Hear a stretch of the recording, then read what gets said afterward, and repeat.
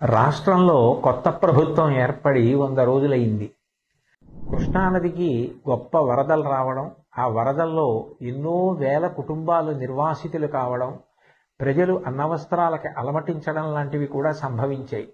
అటువంటి విపత్కర సమయంలో రాష్ట్ర ముఖ్యమంత్రి గౌరవనీయులు శ్రీ నారా చంద్రబాబు నాయుడు గారు జేసీబీ ఎక్కి పడవలో ప్రయాణం చేస్తూ బురద నీటిలో నడుస్తూ ప్రజలందరికీ కూడా ధైర్యాన్ని కల్పించి నేనున్నాను, బెంగ పెట్టుకోవద్దు అని చెప్పి వాళ్ళల్లో ఒక స్థైర్యాన్ని నెలకొల్పారు.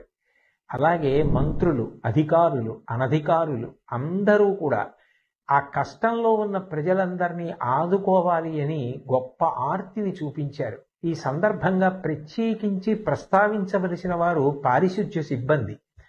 అనేక పురపాలక సంఘాలలో పనిచేస్తున్న వారందరూ కూడా విజయవాడ పట్టణానికి చేరుకుని అక్కడ అంటువ్యాధులు ప్రబలకుండా ఉండడం కోసం బ్లీచింగ్ చల్లడం లాంటి కార్యక్రమాలు నిర్వహించడంతో పాటుగా మంచినీటి సౌకర్యం ఏర్పాటు చేయడం, నిత్యావసర వస్తువులు అందచేయడం, ఇవన్నీ కూడా యుద్ధ ప్రాతిపదికన చేశారు.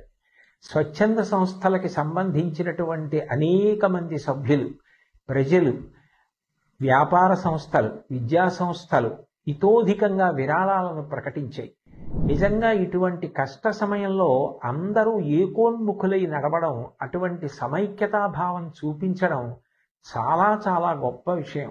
భాగవతంలో పోతన గారు ఒక మాట అంటారు, పరహితము చెయ్యునెవ్వడు పరమహితుండగును భూత పంచకమునకును, పరహితమే పరమధర్మము పరహితునకు నెదురు లేదు పర్వేందుముఖి అంటారు.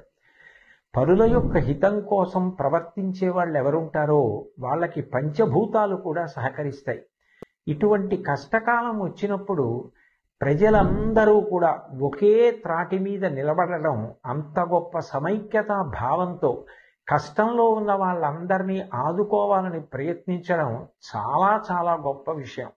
రవీంద్రనాథ్ ఠాగూర్ చెప్పినట్టు, where the mind is without fear and the head is held high, where the world has not been broken up into fragments by narrow domestic walls అని స్త్రీ, పురుష, పండిత, పామర, కుల, మత, వర్ణ, వర్గ, ధనిక, పేద విచక్షణ లేకుండా అందరూ ఒక్కటిగా నిలబడి ఆ ఆపదని ఎదుర్కొన్నటువంటి విషయం నిజంగా ఎంతో స్ఫూర్తిదాయకం.